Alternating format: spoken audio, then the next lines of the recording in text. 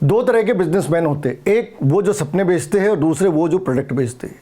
तो प्रोडक्ट बेचने वाले लोग बहुत होते हैं, सपने बेचने वाले वो लोग हैं जो आईआईटी करा देंगे, आईएएस बना देंगे, डॉक्टर बना देंगे, लेकिन वो प्राइवेट प्लेयर्स है। गवर्नमेंट भी सपने बेचती है। और अगर तुम्हें ये आइडिया लगे कि गवर्नमेंट साल के सिर्फ इंजीनियरिंग से 400 से 500 करोड़ रुपए सपने बेच के कमाती है, तब सिर्फ फॉर्म भरने से 400 से 500 करोड़ रुपए गवर्नमेंट कमाती है।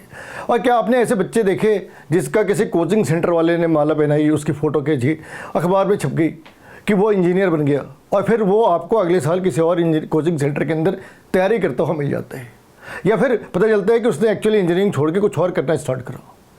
ऐसे बच्चे देखे आपने? ऐसे 2-4 नहीं, हज़ारों बच्चे होते हैं, और वो सारे के सारे एक गलत, कंट्रोवर्शियल या इनएफिशिएंट डिसीजन के विक्टिम होते हैं। कैसे भाई? टोटल सीट है गवर्नमेंट के पास 65,000, गवर्नमेंट के पास टोटल सीट है 65,000 सेंट्रल गवर्नमेंट के पास, जिससे जेईई के बच्चों का सिलेक्शन होना है। और रिजल्ट कितनी आती? 2.5 लाख। तो क्या रिजल्ट 60,000 लोगों के आने चाहिए, 70,000 लोगों के आने चाहिए? ना, ऐसा भी नहीं होना चाहिए। रिजल्ट थोड़े ज़्यादा बच्चों के आने चाहिए, मगर वो थोड़े ज़्यादा बच्चे 2.5 लाख होंगे नहीं होंगे, इसके ऊपर डिबेट हो सकती है। तो पहले एक बार इस बात का ध्यान रखते हैं कि हमारे पास टोटल सीट्स कितनी है, टोटल बच्चे कितने हैं। तो हर साल जेईई मेंस के अंदर 12 लाख से 14 लाख, ये वेरी करती है, 12 से 14 लाख बच्चे अपीयर होते हैं, और उनमें 2.5 लाख बच्चों का सिलेक्शन होते हैं। यहाँ तक तो चीज़ें थोड़ी ठीक ठाक लग रही, लेकिन प्रॉब्लम ये है कि जब 68,000 के आसपास गवर्नमेंट की सीट है, सेंट्रल गवर्नमेंट की सीट, कहाँ पे? आईआईटीज़ के अंदर 18,000, एनआईटीज़ के अंदर 25,000, ट्रिपल आईआईटीज़ के अंदर 20,000, और जो गवर्नमेंट एफिलेटेड इंजीनियरिंग कॉलेजेस हैं उनके अंदर फिर आगे 6-7 हज़ार सीटें। तो क्या टोटल सीट ही इतनी है? आंसर ही नहीं।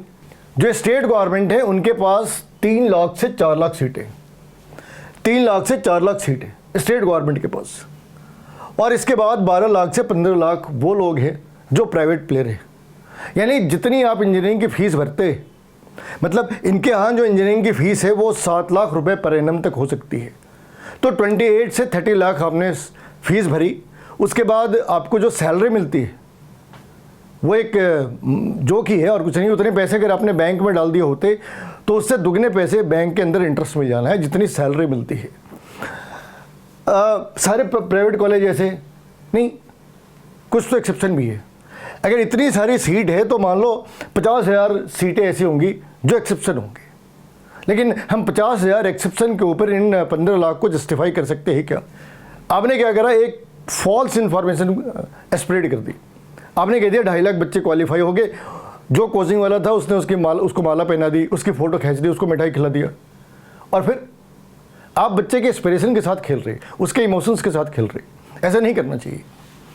ताकि जहाँ पे हम पर ईयर 16 लाख के आसपास इंजीनियर प्रोड्यूस करते हैं, उनमें से 20% ऐसे होते हैं जिन्हें जॉब दी जा सकती है। तो जॉब मिलती कितने लोगों को है? इंडिया के अंदर 1.5 लाख के आसपास हर साल जॉब जनरेट होती है, मतलब 1.5 लाख जॉब जनरेट होती है और 16 लाख इंजीनियर तैयार रहते हैं। डिमांड सप्लाई चेन के अंदर एक बहुत बड़ी गैप क्रिएट करने में डायरेक्टली इनडायरेक्टली हेल्प की है। या तो आप उन सीट्स को, उन कॉलेजेस को बंद कर दें जहाँ पे इंजीनियर को 3,000 रुपये की सैलरी मिल रही है, प्लेसमेंट ही नहीं हो रहा, बंदा बाहर जाके प्लेसमेंट लेने की तैयारी कर रहा, जॉब लेने की तैयारी कर रहा, तो उसे कोई 5,000 रुपये से ज़्यादा दे नहीं रहा। ऐसे कितने कॉलेज होंगे? ऐसे बहुत सारे कॉलेजेस होंगे। इसको ऑडिट करके बंद करना चाहिए जहाँ पे 5,000 10,000 रुपये की सैलरी मिल रही है जब आपने 4 साल वहाँ पे पढ़ाई करी है। उसके बाद क्या करेंगे ऐसी डिग्री का, और क्या करेंगे ऐसे कॉलेजेस का? अब एक बारी वापस आते हैं। मान लो तुमने एग्जाम दिया और तुम्हारा सिलेक्शन हो गया, किसमें? जेईई मेंस के अंदर। तो तुम्हें अगले कौन से स्टेप्स फॉलो करने हैं? तो सबसे पहले तुम्हें एनटीए की साइड पे जाके, ये सारी चीज़ें तब है जब तुम उस 2.5 लाख बच्चों के अंदर आ गए। अब तुम्हें क्या करना है? तुम्हें सबसे पहले एनटीए की साइट पे जाके अपना स्कोर कार्ड डाउनलोड करना है, और फिर क्या करना है? फिर ये JOSAA joint seat allotment authority, इनके पास इनकी साइट खुलती है। उस साइट के ऊपर फ्री ऑफ कॉस्ट तुम्हें रजिस्ट्रेशन करानी है, फ्री ऑफ कॉस्ट। जो पहला रास्ता है वो JOSAA के से निकलते हैं, और जो दूसरा रास्ता है वो तुम्हारे स्टेट गवर्नमेंट से निकलता है। मान लो तुम दिल्ली गवर्नमेंट में, दिल्ली स्टेट के हो, तो तुम्हें इस तरीके की एक साइट मिल जानी है, इस साइट पे जाके तुम्हें रजिस्ट्रेशन कराना है। दोनों में कुछ चीज़ें फ्री होती है। जैसे इस वाली केस में अगर तुम इस वाली साइट पे जाओगे तो यहाँ पे कुछ एक नॉमिनल फ़ी है 1500 के अप्रॉक्स, ये फ़ी चेंज होती रहती है। लेकिन जो JOSAA है इसके ऊपर नो फ़ी, इसके ऊपर कोई फ़ी नहीं है। इनके ऑन एन एवरेज 4 से 5 राउंड की काउंसलिंग होती है, इनके भी 2-3 राउंड तो निकल ही जाते हैं। एक बार अगर तुम्हें यहाँ पे सीट मिल, जैसे तुम्हारी यहाँ पे काउंसलिंग में आ गई, तो तुम्हें ब्रांच फिल करना है। और ब्रांच फिल करते हुए तीनों चीज़ों का ध्यान रखना है। एक, जो तुम्हारी ड्रीम है, ड्रीम ब्रांच है। दूसरी, जो तुम्हें लगता है कि चलो ड्रीम पूरी नहीं हुई तो एक्सपेक्टेशंस इतनी है, चलो ड्रीम पूरी ना होगी, एक्सपेक्टेशंस वाली बातें कर लेते हैं।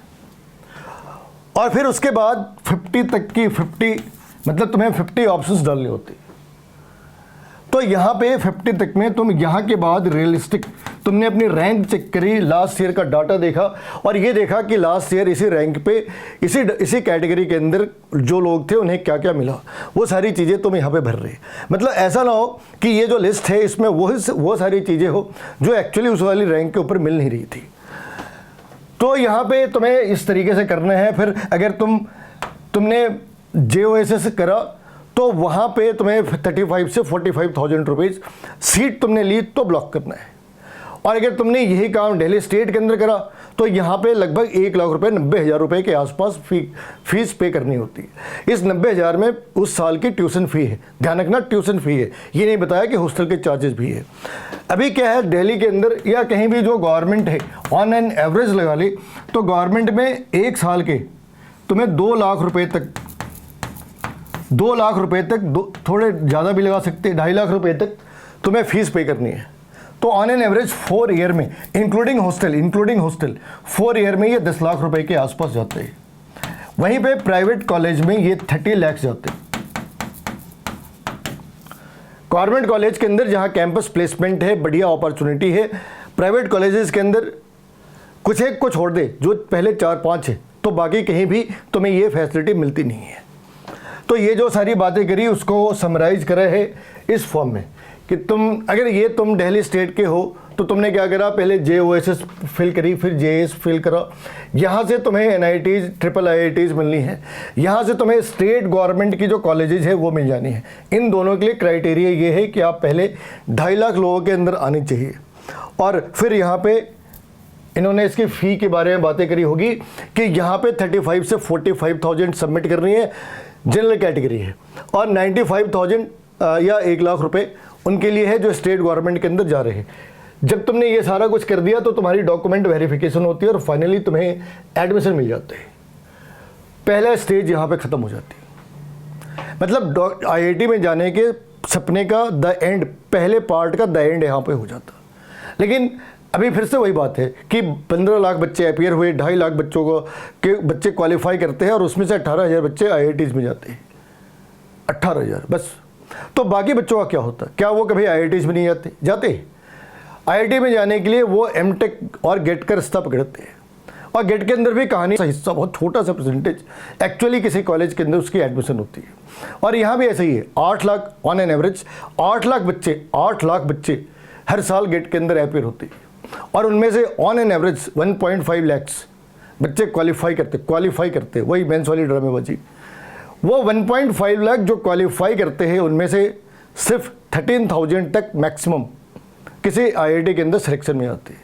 अब यहाँ पे तुम्हें इस चीज़ का ध्यान रखना है कि ये जो 8 लाख है ये सारे प्राइवेट और जो 2nd, 3rd, 4th लेयर के गवर्नमेंट कॉलेजेज हैं वो सारे मिला के ये सारे के सारे प्राइवेट कॉलेज से हो, ऐसा नहीं बोला। लेकिन यहाँ भी डाटा वैसे ही है कि 8 लाख लोग अपीयर हो रहे, 8 लाख, और एक्चुअली 13,000, 12,000 ऐसे लोग एक्चुअली में IIT के अंदर जा रहे हैं। तो यहाँ 12,000 सीट है और प्राइवेट कॉलेजेस की जो सीट है उसे 7,000 के अप्रॉक्स करो।